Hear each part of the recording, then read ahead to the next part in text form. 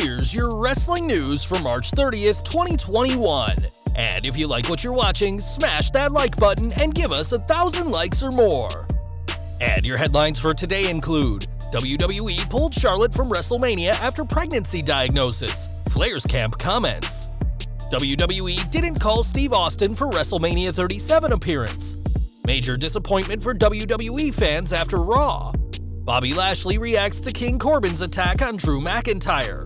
Matt Riddle botches lines and walks off during segment on WWE Raw. Bad Bunny legit punches The Miz in the face during WWE Raw. Grown men on WWE Raw behave like kids.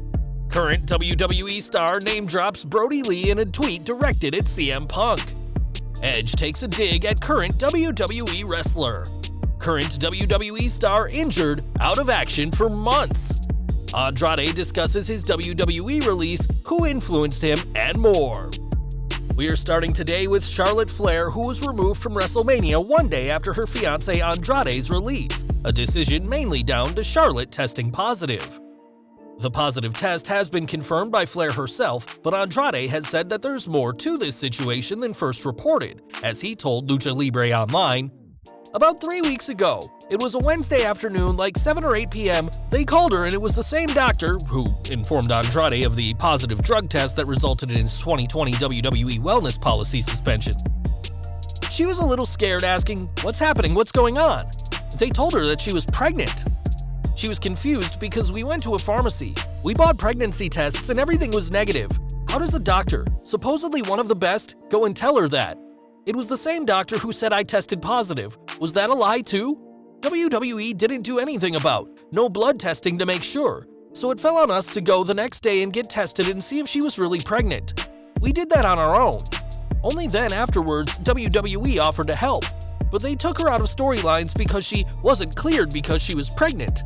4 days after more testing, WWE didn't say anything. They pulled her out of storylines. Though Flair is not pregnant, there is no way she could be put back into storylines, as she's since been replaced in the Raw Women's title picture by Rhea Ripley. In a statement of her own to Talk Sport, Flair said that she had been called by WWE telling her her HCG levels were high, a typical sign of pregnancy, though a few days later, blood work and an ultrasound confirmed that she wasn't expecting.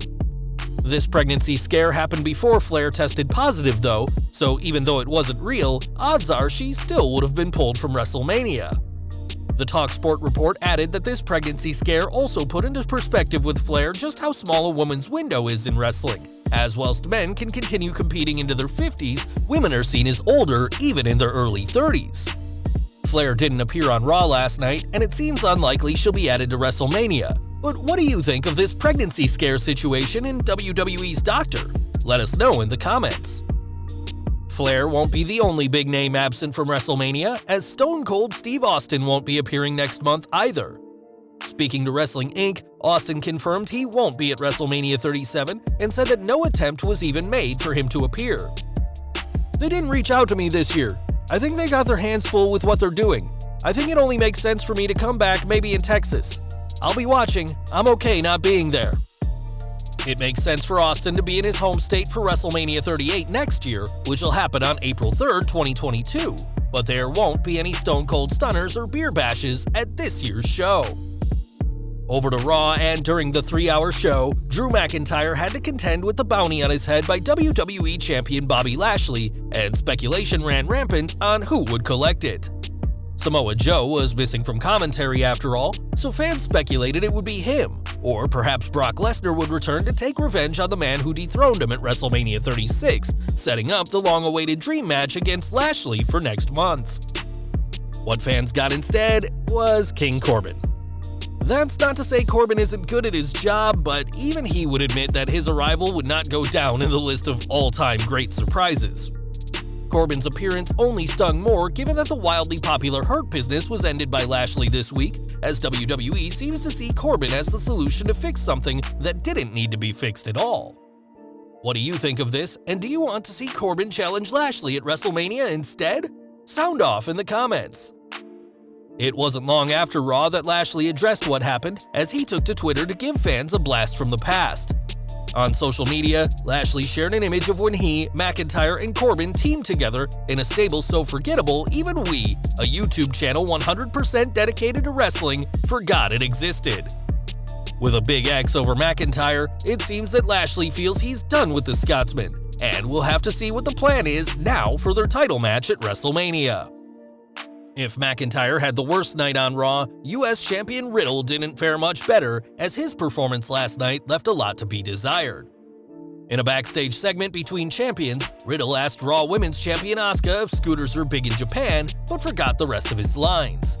Saying he forgot what he was saying, Riddle rode off screen, leaving a stunned Asuka, and we doubt botching his lines made Vince McMahon very happy. It's possible that this was a deliberate slip-up, though we can't imagine why WWE would do that, and let's see if Riddle can make it to his US title match with Sheamus at WrestleMania without any more botches. WrestleMania will see Bad Bunny and The Miz face off, and things got very real during their Raw confrontation last night. Miz and John Morrison instigated things with their new song Hey Hey Hop Hop, which poked fun at the Grammy Award-winning rapper. And when Bunny promised to make MC MIZ his you-know-what at WrestleMania, the A-lister got clocked with a very real punch. Fans could hear a sickening sound as Bad Bunny's fist collided with The Miz's jaw, and Twitter exploded with people saying that Bad Bunny's punches were better than most of the roster.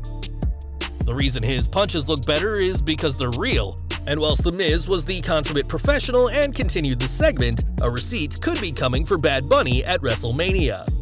Despite what Jim Cornette believes, funny can make money in wrestling, but that funny needs to actually be funny. That wasn't the case on Raw this week when The New Day, AJ Styles, and Omos competed in a special game night, which seemed more appropriate on Nickelodeon TV, not the penultimate episode of Raw before WWE's biggest show of the year, the first event in over a year with live fans. Even the most ardent fans will struggle to defend this segment, which will remind you had two former WWE World Champions, and this week's Raw also saw Shane McMahon reveal Braun Strowman's report card.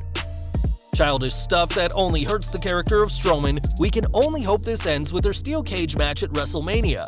And are you excited to see Shane and Braun collide next month? Let us know in the comments. Last December, Brodie Lee tragically died aged 41, but his memory lives on in wrestling. Recently, CM Punk commented on the feud between Bray Wyatt and Randy Orton, saying he tried to warn the Viper about Wyatt, a tweet that caught the former Universal Champion's attention. In a tweet of his own, Wyatt posted a photo of Punk being restrained by himself, Eric Rowan, and Luke Harper, saying, "Brodie would hate to see us fighting." Unsurprisingly, this has led to some talk from fans of Punk returning to WWE and feuding with The Fiend, but for now, this tweet is just some playful banter between two former rivals. Punk may not be returning, but Edge has, and will headline WrestleMania 37 in the Universal Championship Triple Threat match. Since his 2001 retirement, a lot has changed in WWE, and the Rated R superstar isn't a fan of some of those changes.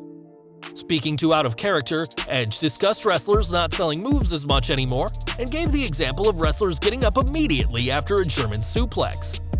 Edge argued that this conditions audiences to think moves don't hurt, but said that taking a suplex sucks, so they should sell it like they suck. It's been 23 years since Edge debuted for WWE, so he's got a lot of advice for other wrestlers, so don't expect to see him no-sell a German suplex at WrestleMania, and he doesn't care to see anyone else do it either. Impact Wrestling news next, as Eric Young has done well in the company since he was released from WWE last April, but now all plans for him have been put on hold. This week, Young confirmed that he tore his ACL at the last taping, and added that this Friday will be the first time he's missed a wrestling show he was booked on in his 24-year career. Impact tapes a month's worth of TV at a time, so it's still possible for fans to see EY in the next couple of weeks, but he won't be in action. Gifted on the mic, Impact could certainly keep Young around, cutting promos for his stable Violent by Design, but for the next few months, the former world champion won't be competing. Last week, Uber Eats driver Mohammed Anwar was tragically killed when two girls, aged 13 and 15, allegedly used a taser on him during a botched car theft. Since then, a GoFundMe has been set up for Anwar's family, and Chris Jericho donated in a big way. Donating $2,500, Jericho told TMZ that Anwar's situation hit him hard. At this time, both suspects have been charged with felony murder and armed carjacking, and they are currently incarcerated and awaiting trial. Back to the ring, and whilst NWA World's Women's Champion Serena Deeb and the woman she won the title from, Thunder Rosa, are no strangers to AEW TV, don't expect to see a certain top star of the National Wrestling Alliance in Daly's place. While speaking to top guys on ad-free shows, NWA World Heavyweight Champion Nick Aldis was asked about possibly going to AEW, something that Aldis quickly dismissed. Explaining himself, Aldis said he's too focused right now on working on building the NWA brand, but said he would go if the money was right down the line. Aldis said he isn't going to jump ship just to get fans on the internet talking, and whilst those fans may hope to see Aldis tear things up with Cody Rhodes, Kenny Omega, or Jon Moxley, that won't be happening anytime soon. Perhaps Andrade will be the next big name to be All Elite, as he isn't subject to a 90-day non-compete clause with WWE following his release 9 days ago. Speaking to Lucha Libre Online, Andrade discussed his final months in WWE, saying that when the ongoing global situation started, he was partnered with then WWE Champion Drew McIntyre, who wasn't pleased to see the former NXT champion go unused for months. He explained, "A lot of people treated me well, Drew too, and Randy Orton. Randy would ask me, 'Why aren't they using you?' I didn't know what to say, and I didn't know what was going on. After that, I made the decision to leave." It was that question that ultimately made Andrade decide he had to leave, and he added that when WWE finally let him go, he had tested positive. When discussing the hardest part of leaving, Andrade said it means he won't be spending as much time with his fiancée Charlotte Flair, but there's also the loss of income to contend with. He explained, "I had a great contract with WWE, a great contract, $3 million per year, several $1 million per year, a lot more than plenty of guys coming up from NXT. For reference, that's more than what names like The Miz, Kevin Owens, and The Undertaker were paid by WWE in 2020. Andrade had gone unused since October 2020, and despite being cleared post-surgery in November, the company didn't use him. Now released, Andrade isn't subject to a 90-day non-compete clause, so fans could see him very soon in another promotion. Fans can still watch Andrade's WWE tenure on Peacock, which is editing some controversial moments from the past, but this isn't just on the NBC Universal service.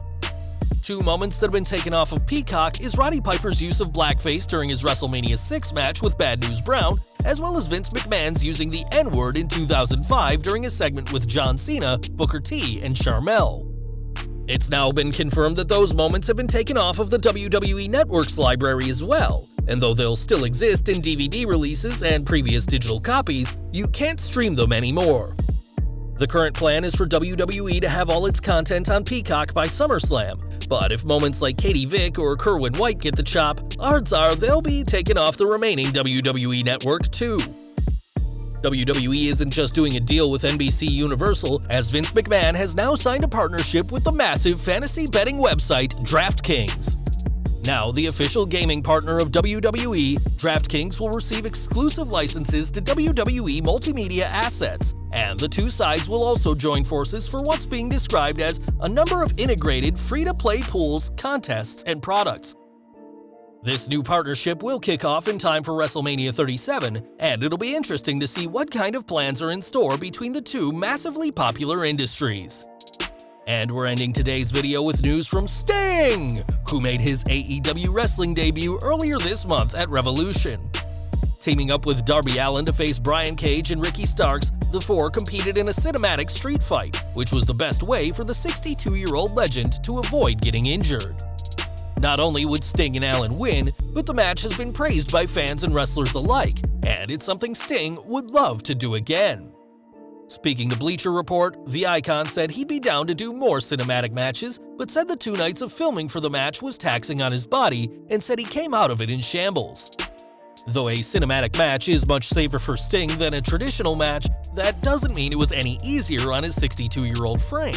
And whilst he's open to doing more matches like this, it ultimately depends on how much his body, which has decades of ring wear and tear, can take.